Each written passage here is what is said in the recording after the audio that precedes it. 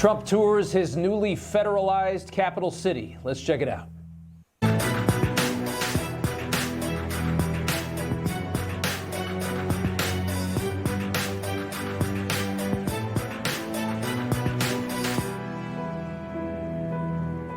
And welcome to Schmitt Tonight, a live look at our nation's capital tonight. We don't take this picture very often, but it's a much nicer place in the last 10 or 12 days.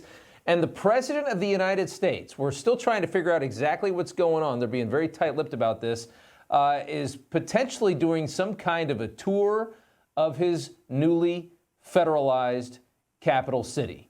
He wants to see what's going on. It's a move that he actually revealed to Newsmax, telling our own Todd Starnes that he wanted to see his crackdown in action. He spoke a little bit ago to a very large crowd, just about maybe 90 minutes ago. We're not sure exactly what he's up to right now, but here he was about 90 minutes ago. Take a listen. But I've never received so many phone calls thanking me for what we've done in Washington, D.C. They said, you know, what you've done it's unprecedented, because what they said it was just unsafe.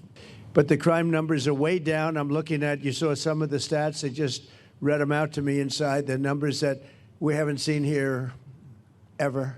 It was worse than ever just a short while ago, but now it's going to be, I think now, right now, it's better than it has been in years. And in a couple of weeks, it's going to be even far better than that. And everybody's safe now. Everybody feels safe. Yeah, it's unbelievable. And if we get some of this video, whatever's happening, as soon as it comes in, we'll feed it to you. Obviously, you'll see it right here on Newsmax. And I'm not sure anybody expected D.C. to change as quickly as it has. It's honestly remarkable to see how fast, when you tell the bad guys that you're coming for them, how fast they stop committing crime. Take a listen to this. For the first time in a long time, D.C. has gone 7 days without a homicide. And that's not all. Carjackings are down 83%. Robberies are down 46%. Car thefts down 21%. And overall violent crime is down 22%. Something else, a local news report there. No murders in the nation's capital for a full week. FBI making more than 31 arrests just last night. Illegal guns, drugs have been seized, charges of assaulting an officer, theft, assault with a deadly weapon. These are the types of people they're picking up. The scum that had gained a foothold on a lawless city are being rounded up. The ones that have not been yet are hiding. It is a much-needed cleansing, and the message to the local politicians who destroyed Washington for all these years: the White House is going to show your constituents that they don't have to live like this. Even though the vast majority of the people in Washington hate Trump and have resisted this, they're going to force you to sit there and live a better life. The reckoning that this could bring could be legendary. Inner city black residents who are not blinded by politics and Trump derangement, and there's a lot of those in Washington, will end up thanking the president for finally cleaning up their city, while white liberals are going to continue to scream in outrage that law and order is now mandated in their town. Take a listen to this.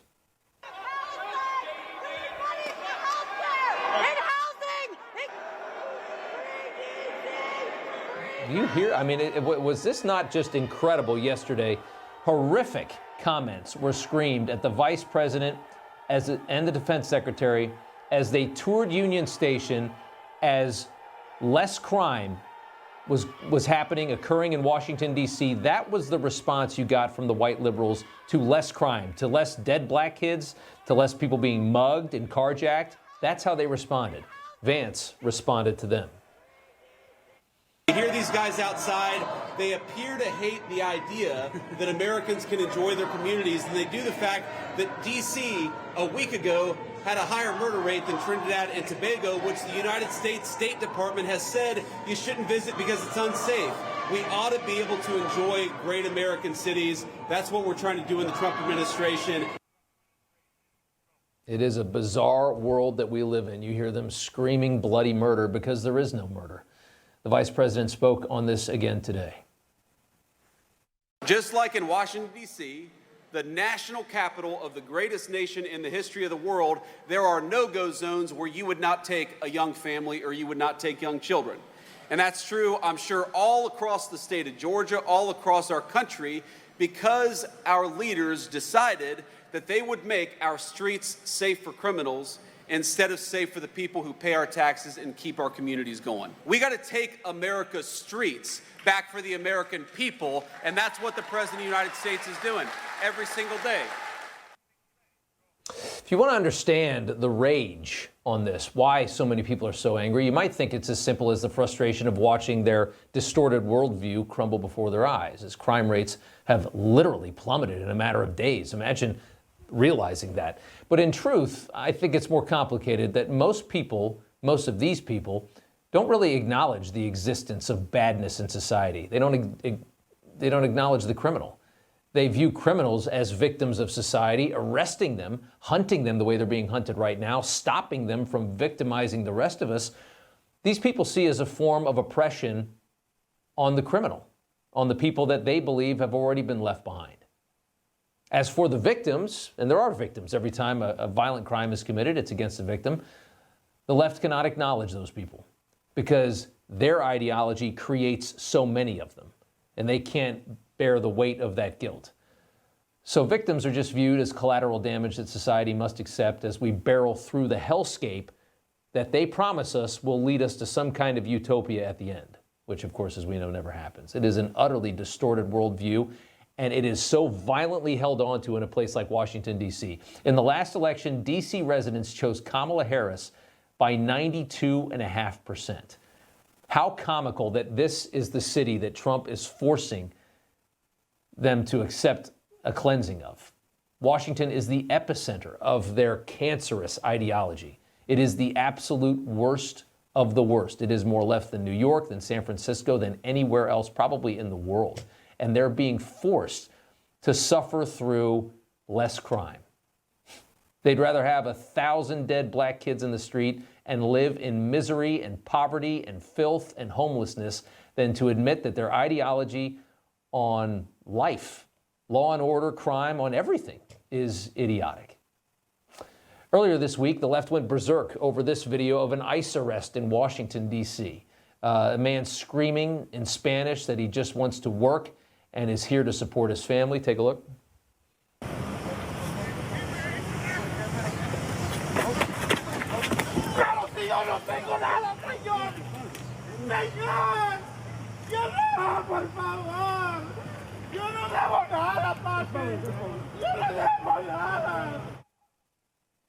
Immediate rage tears came from that video as the man screamed on the ground. Even Fox's resident Democrat had to tweet out that it doesn't make D.C. safer. It'll just make people not come to D.C. The cruelty, she says, is always the point, because you were just expected to believe that that man wanted to work all day and feed his family. But shortly after his arrest, we learned again that the man was previously arrested for aggravated sexual assault of a child under 13 years old. It happened just last year. And again, they don't know how to keep their mouths shut until they know the whole story. How many times has this happened? All right, the Secretary of the Interior, Doug Burgum, joins us now. And Mr. Secretary, good to have you back on the show. We're going to get to your role in this just beautiful cleanup of Washington, D.C. that we're seeing right now. But first, I just want to ask you just off the top, your thoughts on the idea that the President of the United States is going to go for a ride-along with, I guess, federal authorities tonight, which is something usually like TV reporters do. They go for a ride-along and they kind of check out the action. We got the President doing one tonight. Your thoughts on that? Well, we know that President Trump is back the blue, but heading out with the U.S. Park Police tonight. This is the oldest law enforcement group in the country, founded by George Washington in 1791. And then the U.S. Park Police were sidelined by Joe Biden's administration. Now they're re-empowered by President Trump. And President Trump not only has got their back and back in the blue, but not with his words, with his actions, with his financial support, with executive orders. And he is going to make D.C. the safest capital city in the world. Full stop. It's going to happen. And he's doing it with leadership. It's amazing. And it's I just couldn't believe that when I saw it earlier today. and we're just so looking forward to seeing how this goes. Park police under your direction are on patrol throughout Washington, D.C. They're also the driving force in removing these homeless camps, which are all over Washington, all over a lot of big blue cities.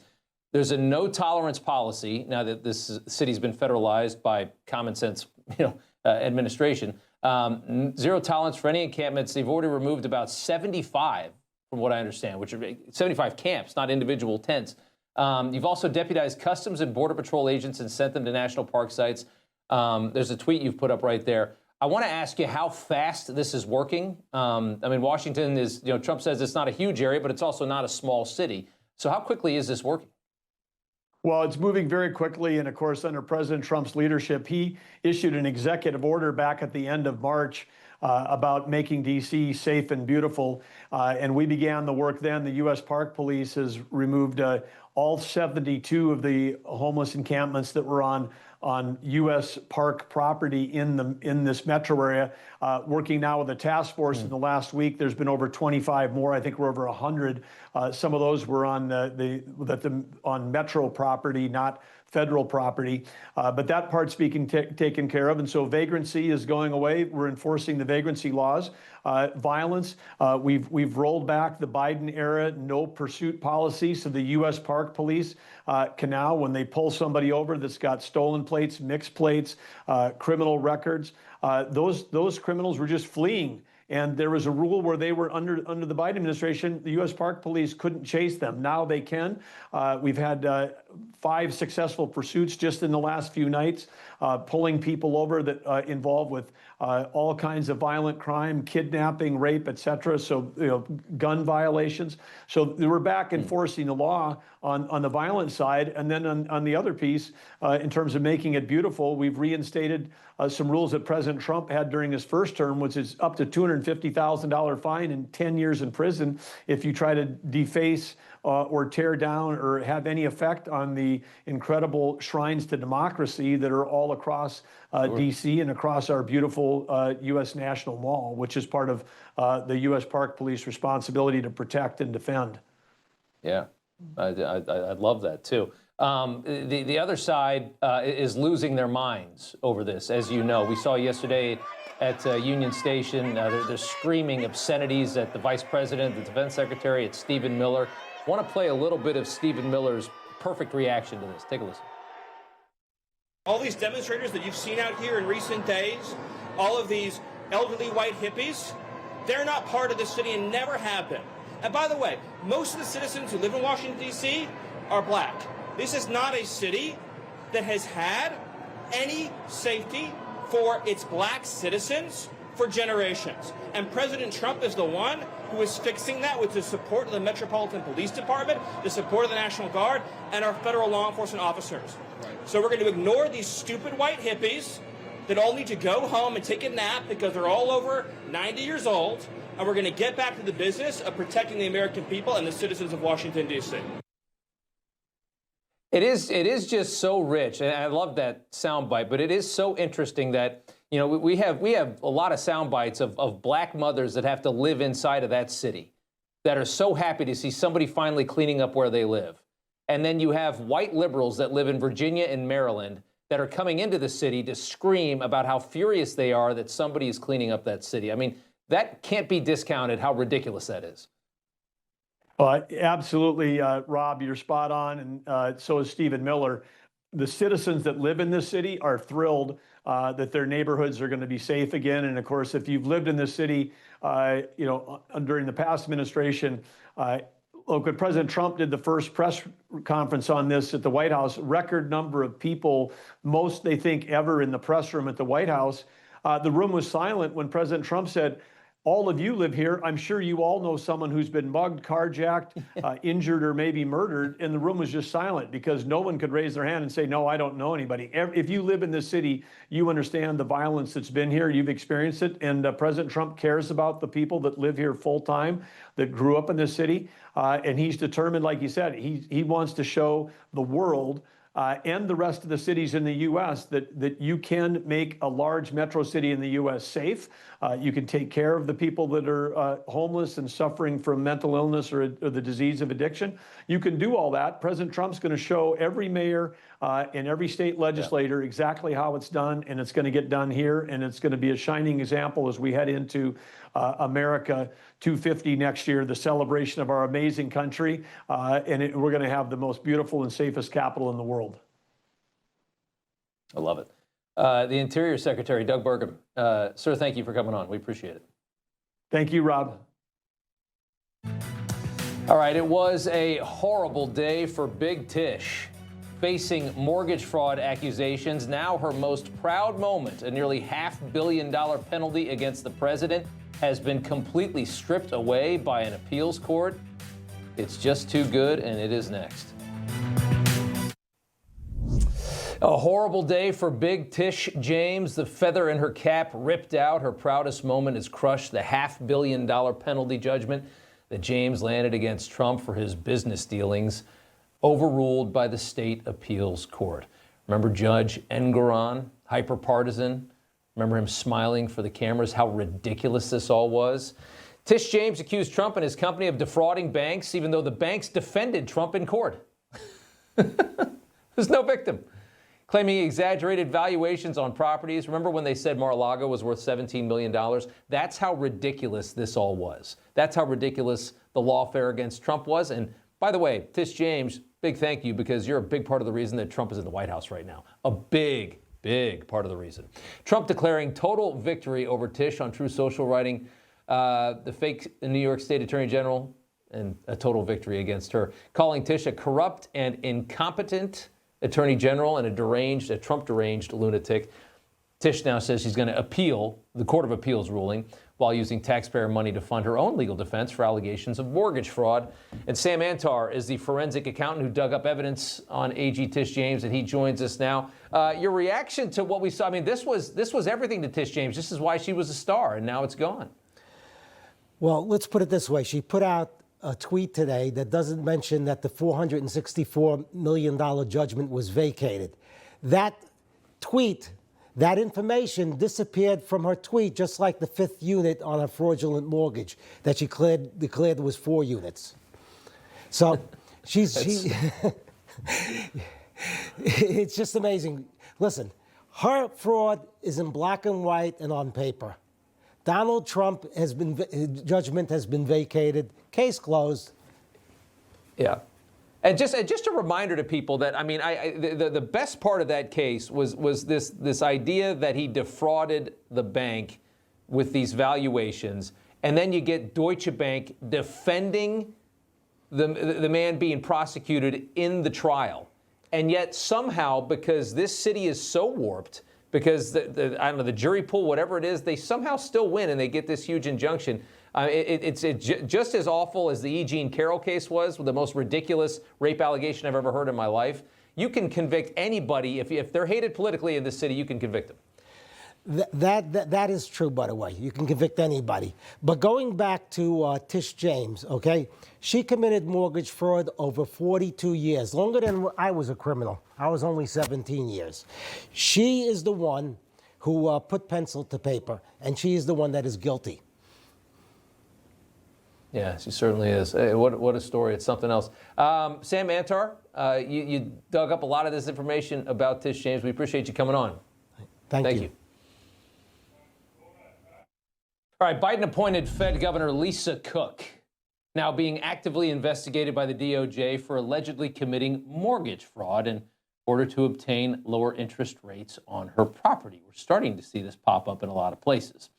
The federal housing director, Bill Pulte, gave the DOJ a criminal referral against Cook, alleging that in 2021, Cook signed that her primary residence was Michigan, but 2 weeks later bought a condo in Atlanta and said that was her primary residence as well. The signatures for both can be seen right there.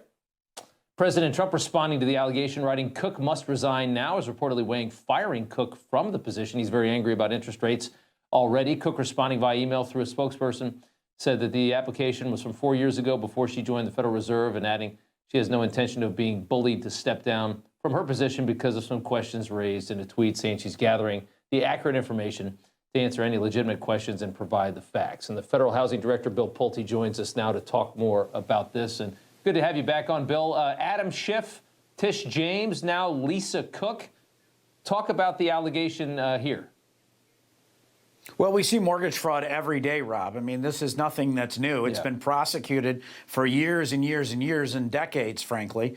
The only difference, Rob, is that the elites aren't used to, in many ways, having mortgage fraud, having themselves be held accountable for mortgage fraud. Imagine that.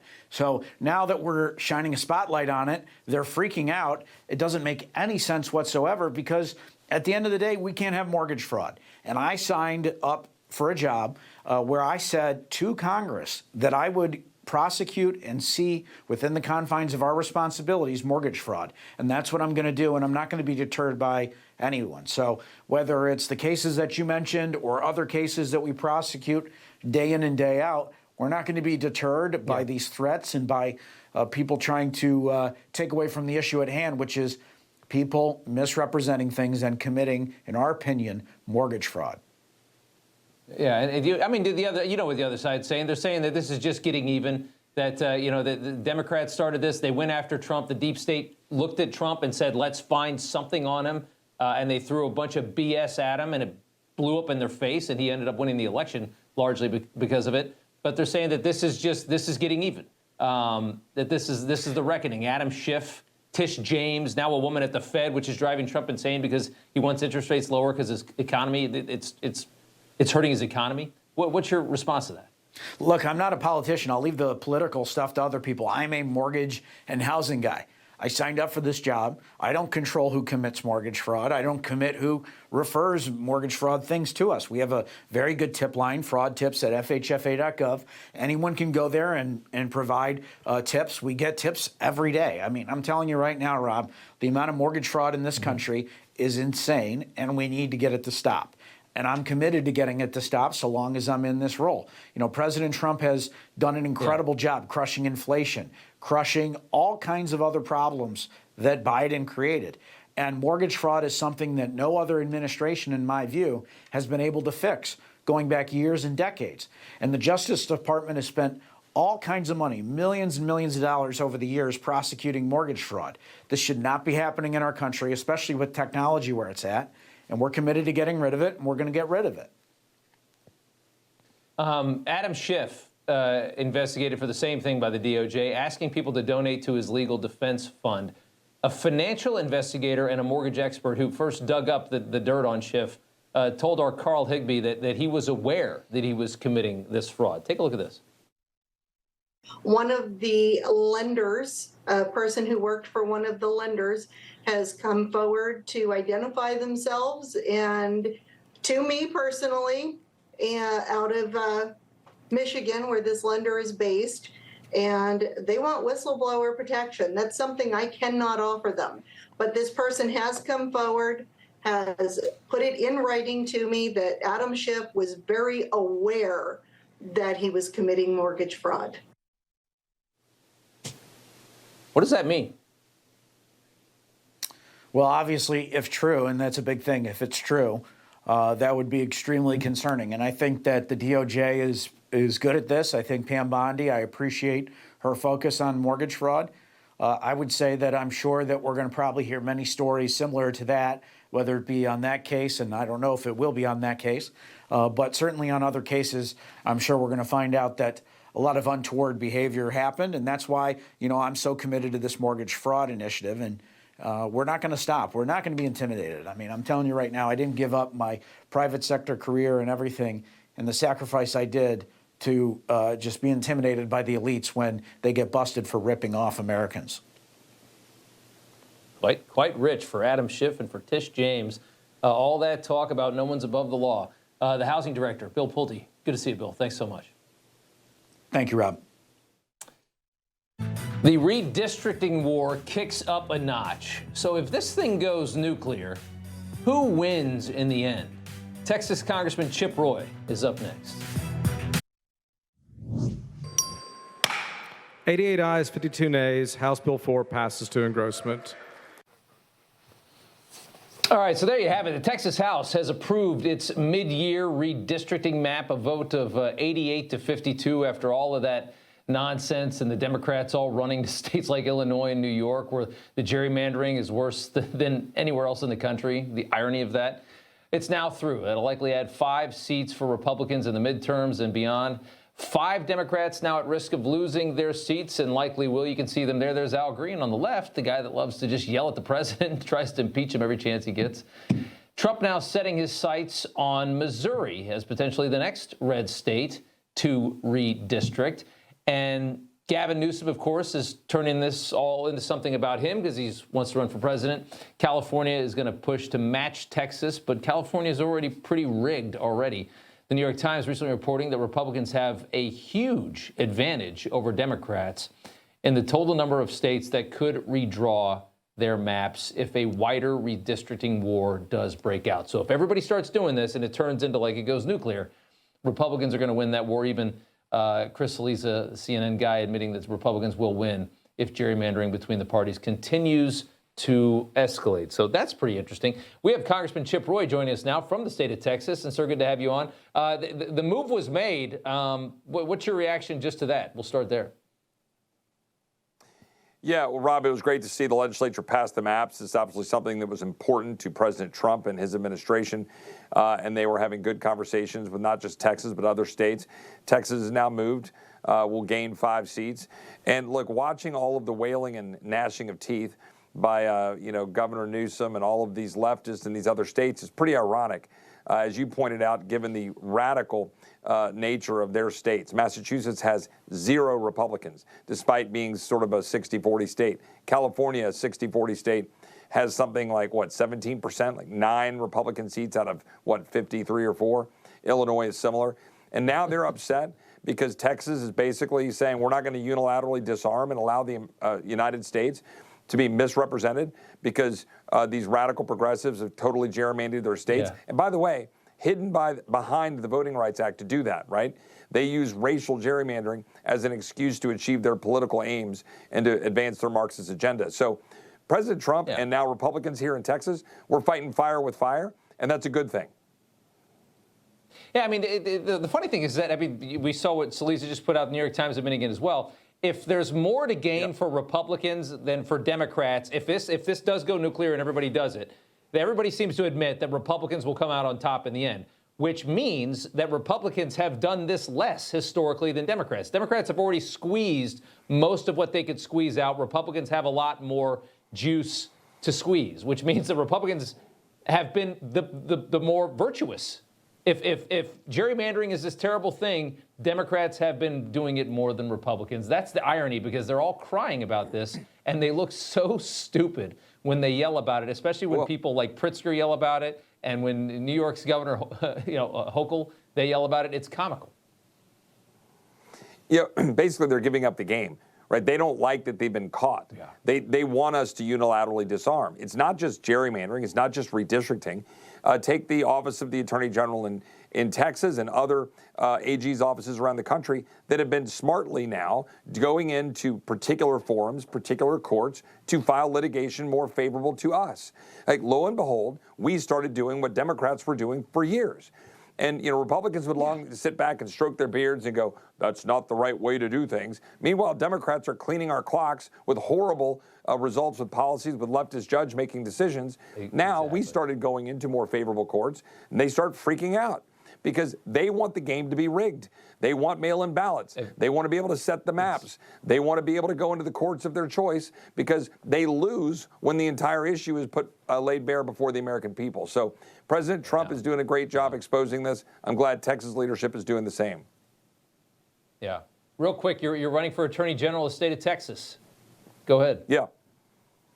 Yeah, Rob, look, after my 4th term in Congress, at the end of this term, it'll be 8 years. I've been blessed to serve the best district in the best state in the best country in the history of the world. We just went through all the tragedies with Kerrville.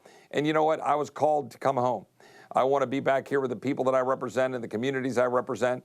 Take the fact that I was a federal prosecutor in the U.S. Attorney's Office, the former First Assistant Attorney General, with a wealth of experience from the House Judiciary and the Senate Judiciary Committee as a staffer, and take all of that and be able to go represent and fight and defend the people of Texas, be able to carry forward the legacies of our previous great attorneys general. And, look, we got to stop the assault on Texas. There's an assault on our way of life, the movement to have radical Sharia law, the movement to have wide open borders, the movement to have big corporations coming in and stepping over small businesses and big insurance companies making health care unable to be afforded, and to have criminals on our streets because Soros DAs. We got a lot of work we got to do. I want to be the voice for common sense and restoration of the Texas that my forefathers came to this great place in 1853 to go live freedom out. And I want to carry that forward for my kids and grandkids. Good for you. Congressman Chip Roy, we appreciate you coming on. Thank you, sir. Thanks, Rob. God bless. All right, Trump takes on the Smithsonian. That's next with Rick and Ed. It is not, generally speaking, unruly. The dehumanizing rhetoric of Adolf Hitler is once again alive and well. This version of Biden is the best Biden ever.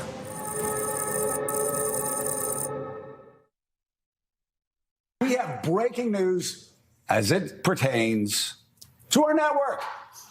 This morning, a new name for the network by the end of the year. We will become MS Now. MS Now. So there you have it. Even NBC has had enough of MSNBC, the cable network untethering from the broadcast giant. It will now be called MS Now, or BS Now, as we'll call it on this show. Even New York Magazine is not really feeling good about this, saying everything wrong with MSNBC's new name and logo.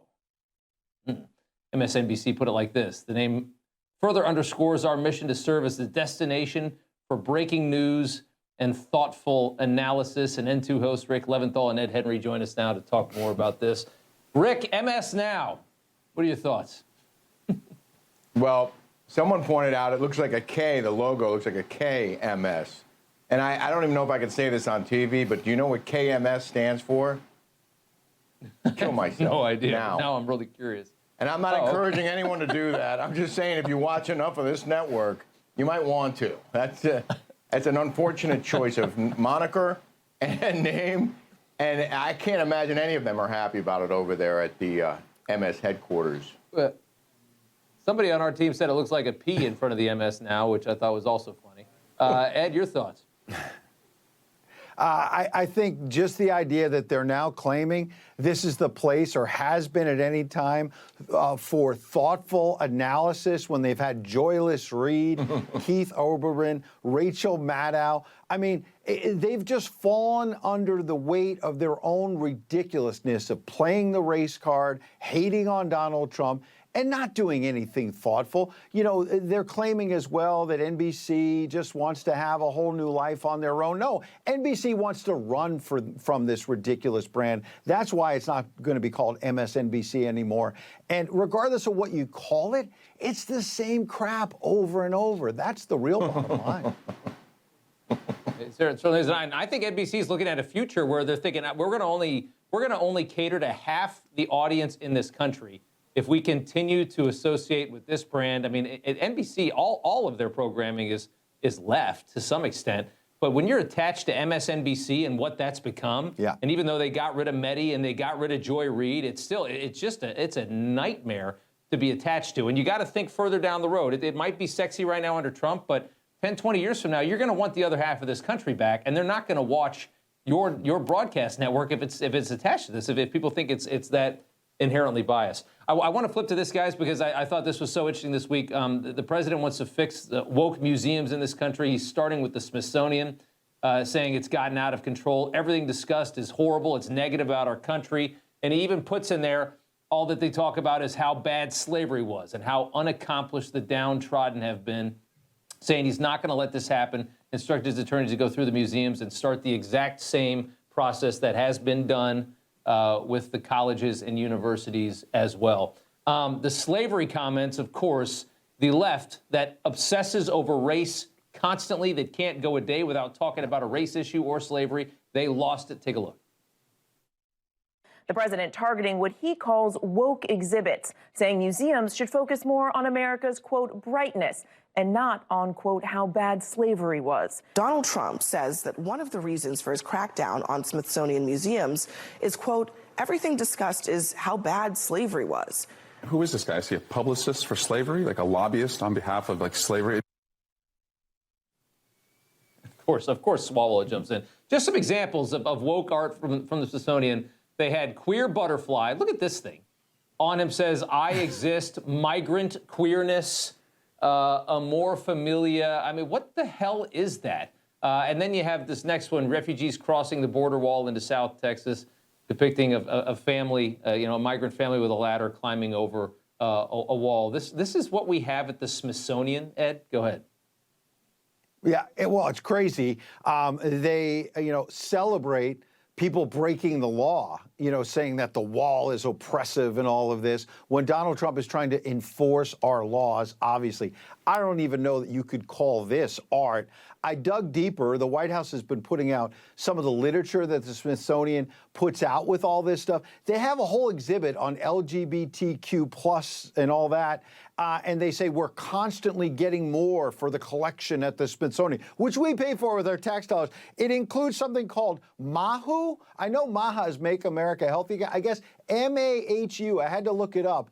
It's a person who embodies the spirit of a man and a woman and can't decide. It's just everything. This is what the Smithsonian, your tax dollars, pays for. There's also another gender identity called Friend of Dorothy. Who the heck is Dorothy? What is Friend of? This is nuts.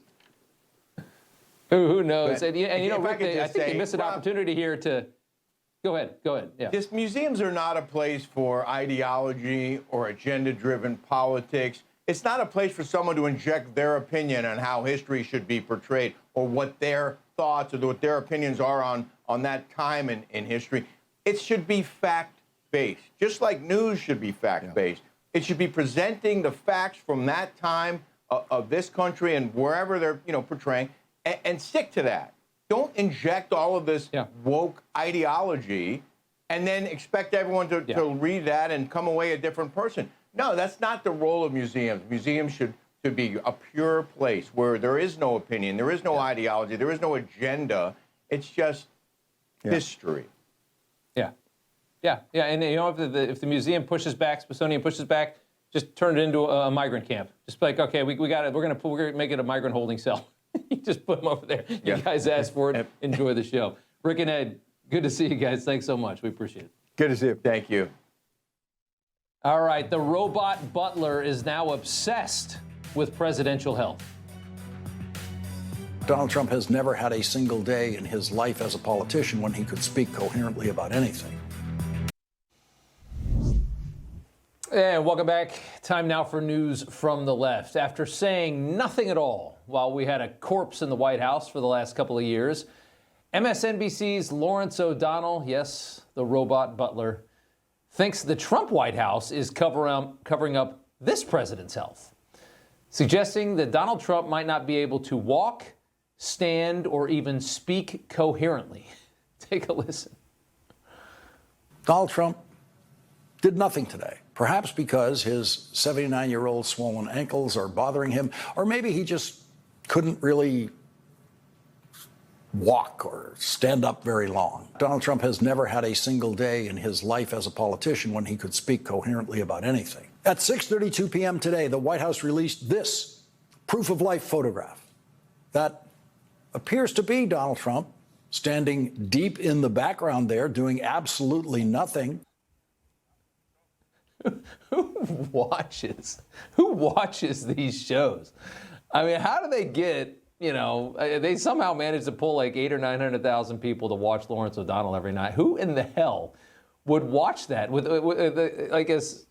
How could you be thinking and buy any of that? Trump is on TV all the time. I'll openly admit to you, we get annoyed sometimes because he's on so much when we're trying to work, and it's like, oh man, Trump's talking again, and he's going to talk for like an hour, and we got stuff to do. We're trying to get a show together. This happens all the time. All he does is take questions and run around, and do press conferences and news conferences. Who is believing? I mean, that's MS Now for you, MSNBC. This is how bad their content is. And it's coming from this weird robot butler-looking guy. He has absolutely no television assets whatsoever. He's boring as hell. He looks strange, and he's so robotic, and he sits there and says nonsense. And somehow this is the best thing that they can find to put on TV and pay millions of dollars to. I think you could throw a rock out the window and find a better TV host than Lawrence O'Donnell. Next up, as their party collapses, Democrats continue with the most ridiculous rhetoric. Pritzker here, J.B. Porkster talking about the Nazis. Take a listen. I worked with Holocaust survivors for more than a decade to build this museum. One thing I learned in the process of that is that it doesn't take very long to tear apart a constitutional republic. Indeed, the Nazis did it in 53 days. And our democracy is almost as fragile. And we're seeing it right now. Yeah, that's the head of like the most gerrymandered state in the country who's been screaming about the risk of gerrymandering in Texas, by the way. Such unserious people. And throw a little Nazi thing in there too, because that's what they really want to do. They want to paint, the guy that got shot in the head last year and is still the president of the United States. Let's call him a Nazi again. And finally, Minnesota Senator Amy Klobuchar is screaming for new legislation addressing deep fakes after an AI video showed her making some pretty wild statements about Sydney Sweeney's American Eagle jeans ad, which went viral. Klobuchar writing an op-ed for the New York Times, "What I didn't say about Sydney Sweeney." Klobuchar condemning the video, saying the AI deepfake featured me using the phrase perfect breasts and lamenting that Democrats were too fat to wear jeans or too ugly to go outside.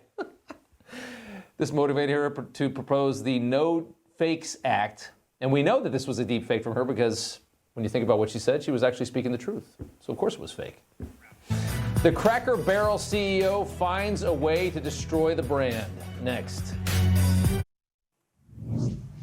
And finally tonight, Cracker Barrel stock is tanking after the old-time restaurant chain changed its entire brand for no reason whatsoever. Here is a comparison. That's the new one you see right there. The old and new logos, what you remember versus what it's become. The old on the left with the man resting on the barrel. The new one is just so simple. Cracker Barrel using the same brand marketing as all the tech companies pouring out of Silicon Valley for some reason. Simplistic, modern, soulless. That's not what Cracker Barrel is. The restaurant's kind of starting to look the same on the inside, too. They've taken all the charm out of it. It just looks like a McDonald's with crap on the walls. The culprit of all this looks exactly as you would expect. The new Cracker Barrel CEO, Julie Masino, claims that the customers just love what she's done with this iconic American brand. Honestly, the feedback's been overwhelmingly positive that people like what we're doing. The number one question that I got asked, Michael, was how can I get a remodel? When can I get a remodel? How do I get on the list? The feedback and the buzz is so good, not only from our customers, but from our team members. Sure. Stock closed down 13% in the last few days. It's the same thing Bud Light did. They tried to widen out their brand to an audience they were never going to attain, like trans people, while abandoning their core customer base. They thought that Cracker Barrel could be better than just families from Tennessee who these elitists like her hate. They envisioned everyone, including Brooklyn hipsters, drinking Bud Light and eating at Cracker Barrel. They wanted a cooler, hipper customer base, and instead, they're going to have none at all. Infinity's next. We'll see you back here tomorrow night.